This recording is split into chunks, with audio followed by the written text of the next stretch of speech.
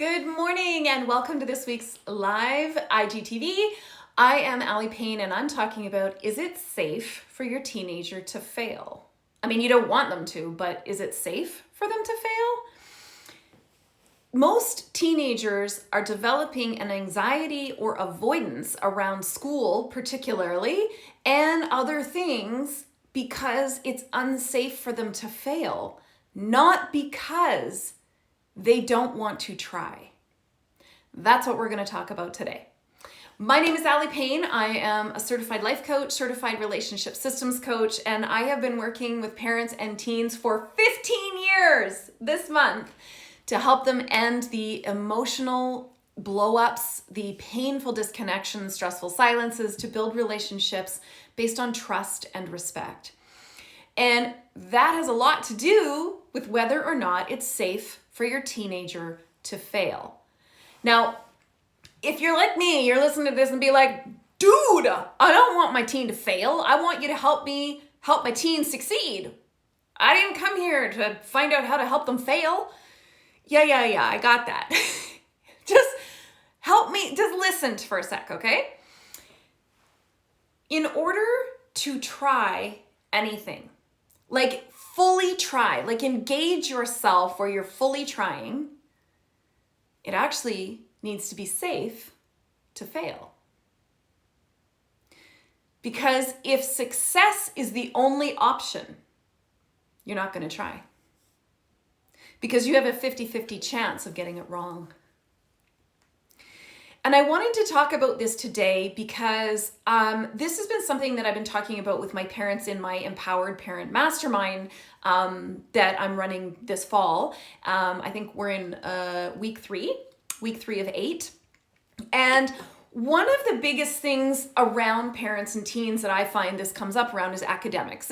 You might have a different topic if it's not academics for you, that parents are struggling with how to get their teenager to try at school. Like they're not even trying. So there's a lot of other stories that go on behind that, right? Like that they're lazy, they are defiant, lots of other stories.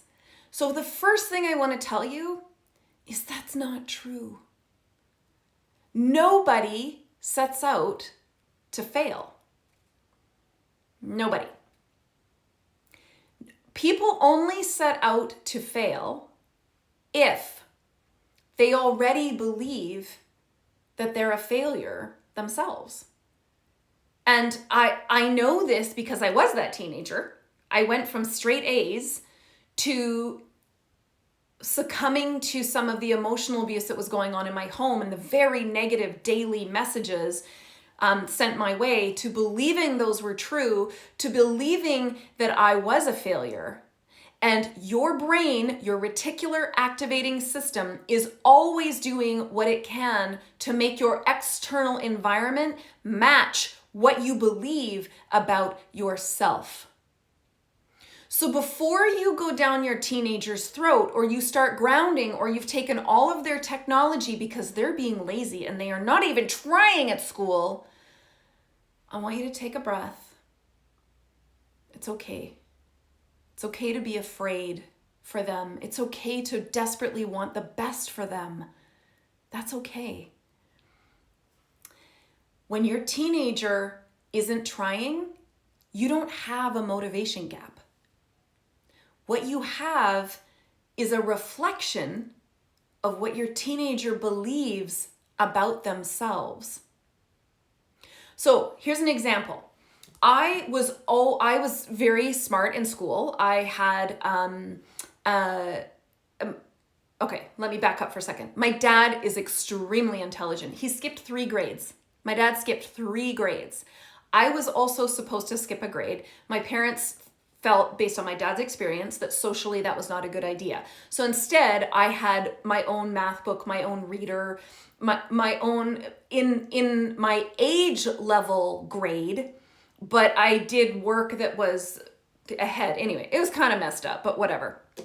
The point of that was my teachers would always say that I was like a car in third gear. If I heard that feedback, I remember that from the time I was 8 years old. 8 years old, it was so hammered into me that you have so much more potential. You're just not trying. They always say you're a car in third gear. It was like, it was like nails down a chalkboard to be told that every friggin' year, every report card. And yet I got straight A's, but the teachers knew I had more in me. Even I know I had more in me.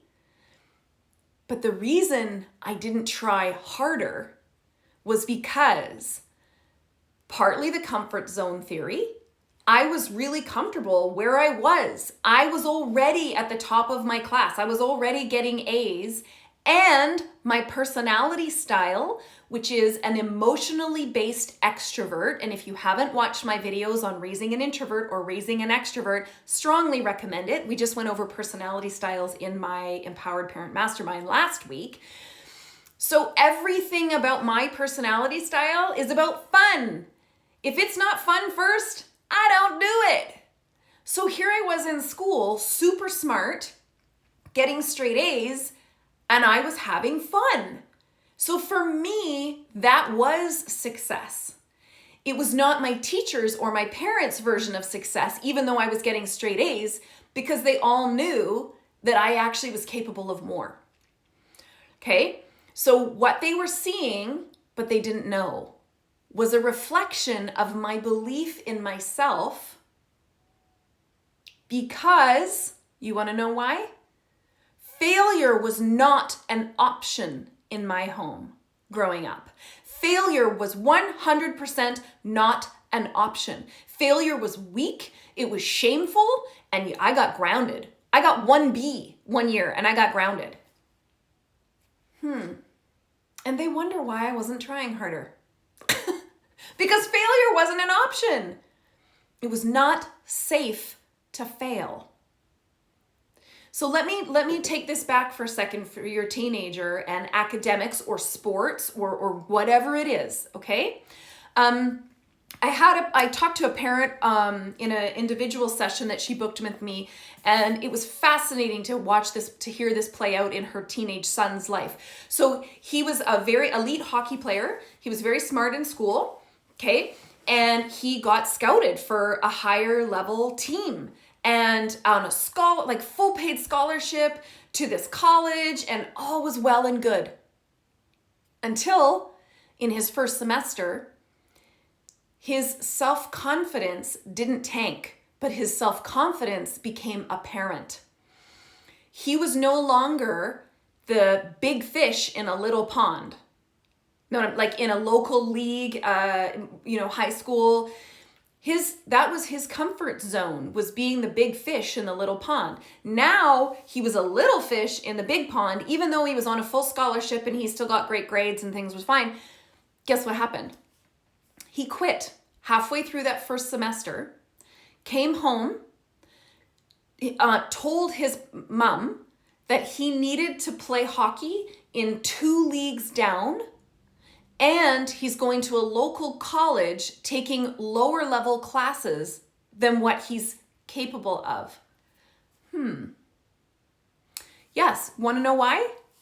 That's a reflection of his confidence. He identified with being the big fish in the little pond. That was his point of confidence. It was a form of identity. It's what he knew about himself. He didn't know and wasn't confident enough, not capable. Capable and confident are not the same thing. Can I just say? He was not confident enough to have the self-esteem and a firmity of his own character to be okay with being the little fish in the big pond, even though he's capable. And he wasn't on the starting lineup on the hockey team anymore. He was on the elite hockey team, but not the starting lineup. He was in college, but he couldn't get straight A's anymore. He had to work a little harder, and it crumbled. His comfort zone, the way he identified with himself, crumbled. And he went home to do lower grade academics and 2 leagues down in the hockey so he could be the best on the team again. Because that's the only way that he knew how to be. Now, this is partly what happens when we blow smoke up our kids' butt about like all these. Anyway, I was that too. I was a straight A student. I knew how to be a straight A student until I wasn't a straight A student. I knew how to be the best in athletics until I wasn't. And I literally cratered because my identity in my house was based on achievement, academic or athletic achievement, and success. That was my worth, my value. So that's what I believed was valuable and worthy about myself. So what do you think happened when I went to university and started getting C's and I didn't know how to study and I didn't know how to work hard because I'd never had to? I have a photographic memory, and so I had horrible study skills. Well, I really didn't have any study skills. And all of a sudden, my entire self-esteem, my mental health went down the tubes because my identity of who I was, and it wasn't safe to fail. It wasn't safe. And if it's not safe to fail, it's not safe to try.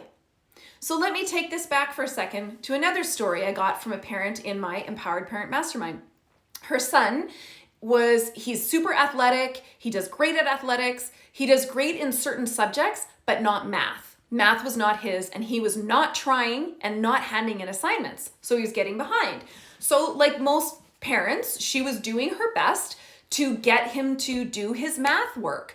Like she was starting to take away his sports and athletics, take away, electronics, all the things, right? Wasn't working. Here's what I said to her. First of all, never take away the athletics or the sports. Here's why. If your teenager is already struggling with confidence, not capability, confidence, which all motivation is based in confidence, why would you take away the one thing that they feel confident in?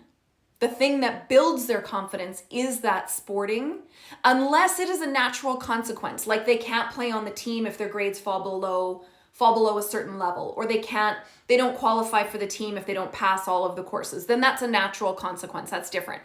But if as a parent, don't take away the one thing that helps them stay confident when they're lacking in confidence in something else. Okay? So just be careful of that. Sure, you can certainly limit time on gaming and phones for sure, so that they make sure that they are having better time management skills. Yes, this will be posted on my profile immediately after this. So, so what she did with her son around his math was, I said to her specifically, I said, is it safe for him to fail? And she's like, well, yeah, like we tell him all the time that we don't expect him to get A's. We don't even expect him to get B's, but we need him to do the assignments and he's got to get these done. Does this sound familiar? And then you as a parent become a nag because you're constantly doing this reminding of, well, have you done your assignment? And then you're logging into the system and you're checking to see, have they done the assignment? Have they handed it in? Well, they're behind. Well, now they didn't do this, and you're getting calls from the teacher and yada, yada, yada. It's enough, that circus. Let's stop it. The teacher's job is to message or email you when they haven't kept up with assignments. That's their job, okay? If you are triggered by that, it is your job to own that trigger and not project that on your teenager. I know that this is worrisome and it bothers you, and that is fine and real, and it is okay to feel afraid and anxious when you're getting messages from the school. That's okay. But projecting this on your teenager is not good. It doesn't work. Here's what your teenager needs. This is what I said to her, okay? So her son's still not doing the math thing. She's saying, yeah, like we don't expect you to get A's, but we need you to hand things in. I said, no, that's not it. I said, he still doesn't know it's safe to fail. He still does not know it's safe to fail. She's like, well, how do I do that? And I said, you go to him and you tell him when you failed. And you keep telling him stories about your own failure. Because until he knows that your love isn't conditional to him handing in an assignment, that even if he hands in the assignment and he fails, you will still be there to love him. You're not going to coddle him, but you're there to love him, he's not going to do it. Because kids, adults will not try anything unless it is safe to fail. So she went to him and she said, okay, she sat him down. Now, she had offered tutoring. She had offered extra help. Does this sound familiar to you? She had offered all of these things. No, he was having no part of it. No part. Okay? So she went and sat him down and she said, look, I know that you don't like math. That's okay. I didn't like math either. In fact, I failed math this year, whatever. She told him the story about how she failed math and or failed a math test. I can't remember. And then she said to him, then she reiterated, I don't expect you to get straight A's. I want you to be able to play more of this sport, whichever was his passion. I think it was football. I don't know. I want you to be able to play that. So I want to help you build the strategies necessary to just get through this math. And I know it sucks, and we're going to do this together. Now, remember I said she previously had offered tutoring? He was having no part of it. Do you want to know why? Because in his mindset before she had said all of this, offering a tutor was the same as you failed. You're a failure. That's why your kid's refusing tutoring. Because or counseling or therapy, because that is a version of having failed. So when you make it normal and okay and safe to fail, and you talk to them about the time when you had to go get math tutoring, or you wished you had, but you didn't because you were afraid, tell them that too. So she said to her son, okay, because now it sounds like, based on conversation, her son is the same personality style as me. So very extroverted, emotionally based, athletic, very much fun. It has to be fun. So I said, you need to help him make math fun. So go and find 3 tutors that understand his personality style. And again, we just covered personality styles in module 2 of my Empowered Parent Mastermind. So she was familiar enough with this to ask the company, the tutor, can you keep it light? Can you make it fun? He's not math oriented, so it needs to be really upbeat, etc. Great. She found 3 tutors who totally were willing to do this and got his personality style. And after she finished telling him about how she failed and that she totally understood this sucked and she just wanted to be his ally, not his judge, jury, and critic. His ally to help him just get through so he could do this thing that was fun. He instantly got on board with interviewing. She empowered him. She did not choose the tutor. Now, this is something you can't choose the tutor for your child, because it's like coaching. It's like anything. It's all based on connection. It's a relational thing. If the relationship ain't working, the tutoring sure isn't going to work. So she picked these 3 people, and then she said to him, I chose 3 people based on what I think that you like. You get to interview them. She set up a 15, 20-minute interview with each of them, or I think her son did. She empowered him to be part of the process to choose, and he picked the person that was right for him, who knew how he needed to hear this. Now, I'm not making this stuff up. She literally overnight changed her relationship with him and his relationship with failure, which changed how he was willing to see extra help and assistance. Now he doesn't think he is a failure. Now he believes he is normal and he is loved, not criticized, judged, or failing. She, by offering her story of failure, she made it safe for him to fail. And when it's safe for him to fail, it's safe for him to try.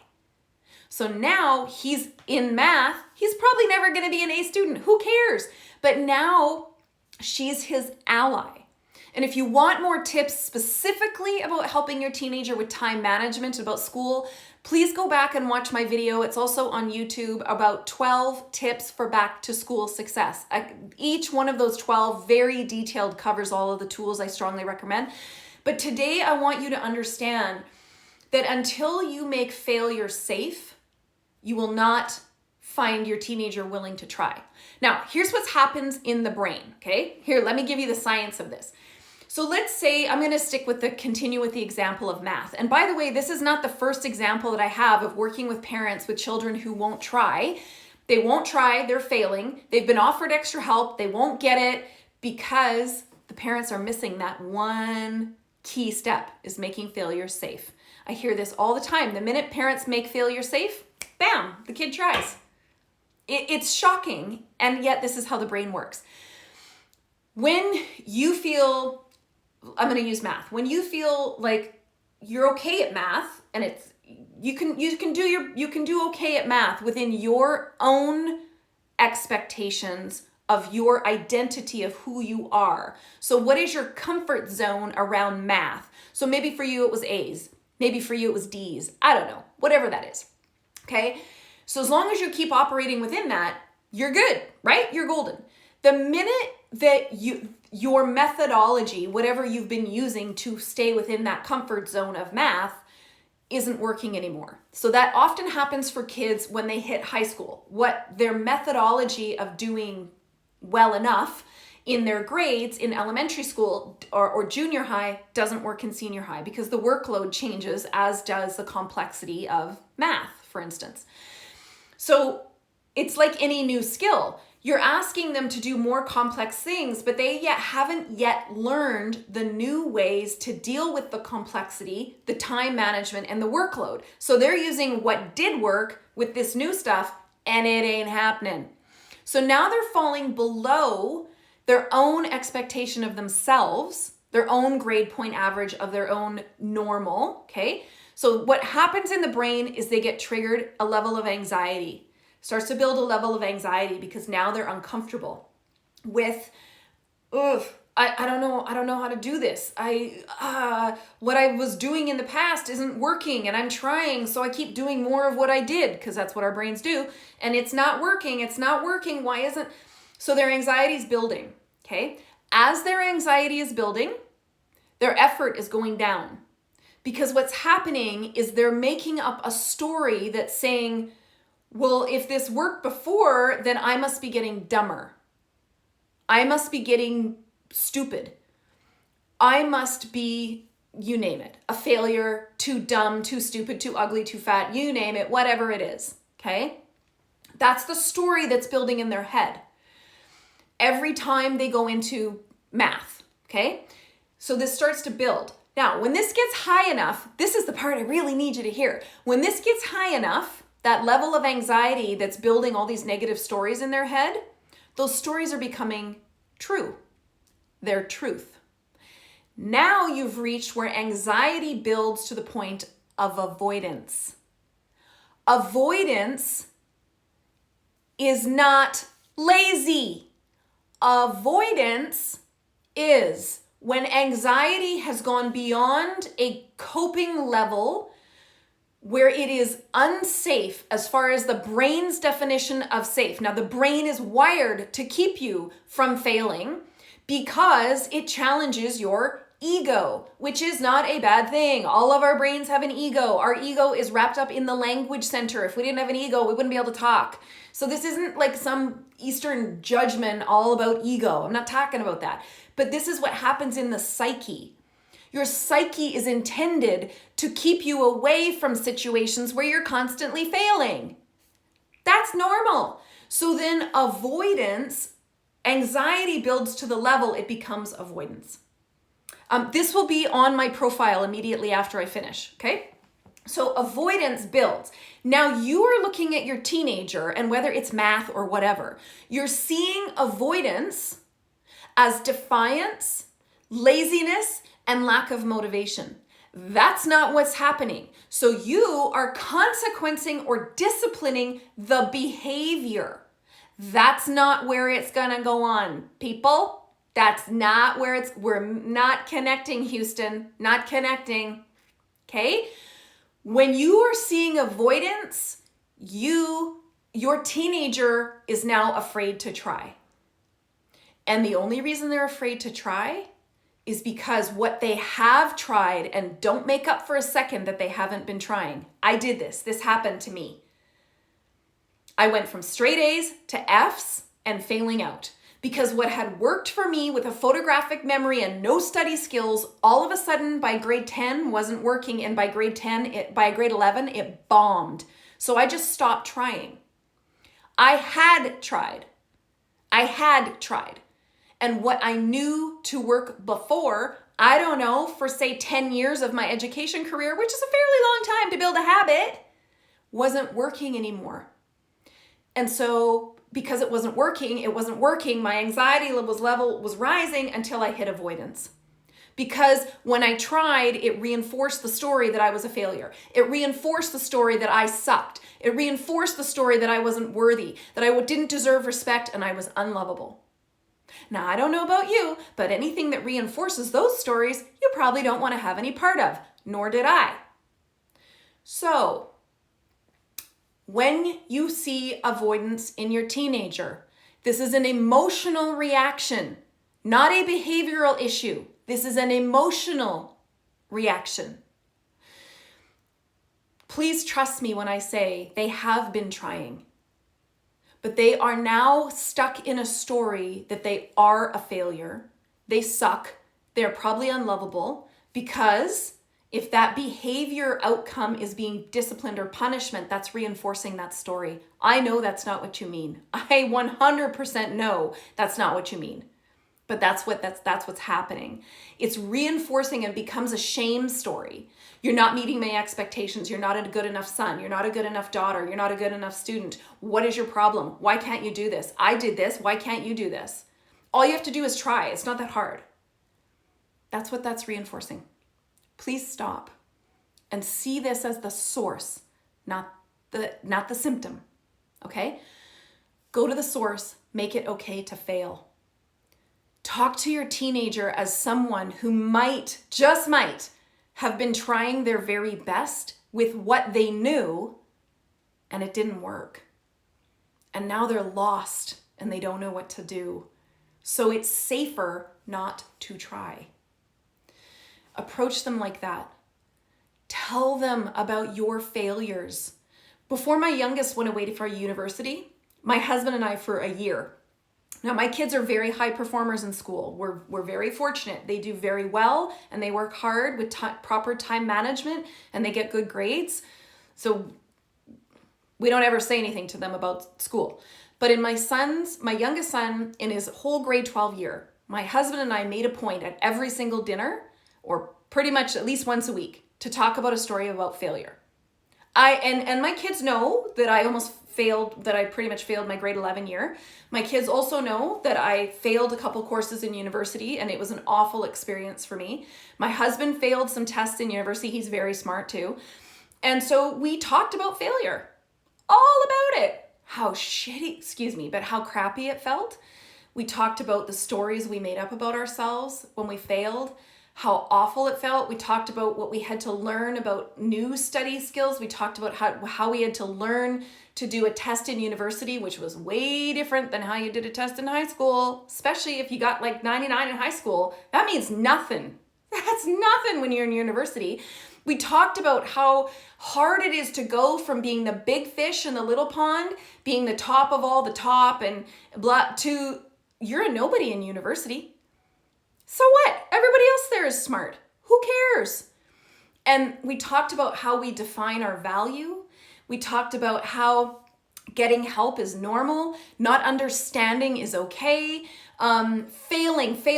We told stories about failure for a year.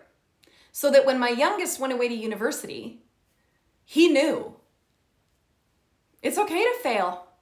It is totally okay to fail. And we love him. And it's okay if he does great, and if it's okay if he doesn't.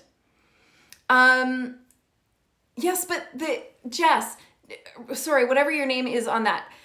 Apathy towards failing is a protection mechanism. They are armored. Apathy is a coping strategy for not trying because it hurts less. Apathy is an armored, I'm so done, I'm so in avoidance, I'm too afraid to do anything. Self-esteem and confidence are in my boots. If you go to my YouTube channel, you'll see there's a whole video called Apathy is a Coping Strategy, or you can look it up on my blog, Apathy is a Coping Strategy. Please read it. So I want you to start talking about failure in your house. I want you to talk about times where you fell flat on your face and you didn't know what to do. You didn't have the answer and it felt awful. And what are the stories you made up about yourself? And then what are the strategies that you used to work your way through that? Please talk about failure. Make failure normal. Make failure human.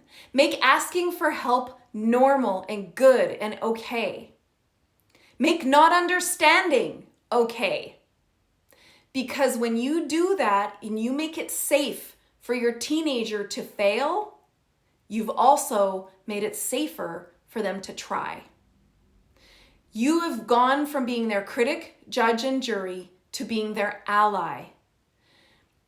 Be their ally as long as that, well, yeah, but they might not learn from their mistake for a while because that's also scary. So it's good, but sometimes they don't know what to learn from the mistake.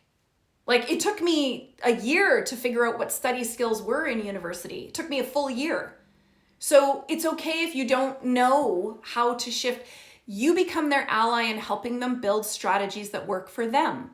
Again, if you go watch my full YouTube video or my article, it's posted on my website, 12 tips for back to school success. It literally breaks these down into tiny bits. The key here is understanding the emotions create behavior. So if you're consequencing or disciplining the behavior, you're missing the connection.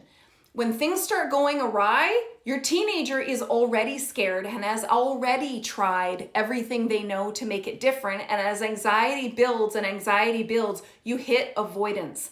And once they're in avoidance, it looks like lazy and defiance. That's not what you're dealing with. You're dealing with, I am so scared out of my pants to try because every time I try, that story in my head becomes true, that I suck. And I'm unlovable, and I'm a big fat failure. I think that'd be pretty normal to avoid that story or anything that proves it true. So I'm going to end it on that note. I hope this has been helpful for you. Please don't look at the symptom, the behavior. You cannot change behavior at the behavior level. Behavior is an outcome and a symptom of emotions because that is the originator of behavior. I also posted, if you look on my YouTube or on my blog, allypayne.com, go to the blog, one of my most popular blogs. It's 10 ways to help your teenager build self-esteem and confidence. I swear to goodness, if you literally invest yourself in helping your teenager build effective strategies that work for them, not you, in their life, to build self-esteem and confidence, those, P.S., are long-term markers of success, not grades. Never have been. Don't misunderstand avoidance. Avoidance is not lazy. All right, everybody, I want to thank you for joining me today. Remember, there's always tons more resources in the link in my bio. I have a private membership group for parents where I go live twice a month. I'm always in there. There's tons of exclusive content answering your personal questions to get you the support that you're looking for. It's got a 30-day free trial. If you want, you can hit the link in my bio. It's there. If you're looking for better boundaries and consequences, you can also join my Become a Boundaries Boss course. It's an online program. You get lifetime access. You'll also find that via the link in my bio. So if there's anything else I can help you with, please just send me a DM and I'll get you to the right place. My name is Allie Payne. Again, I want to thank you so much for joining me. I hope this has been helpful. If so, share it with all of the other parents in your life and let's go do this together. Bye.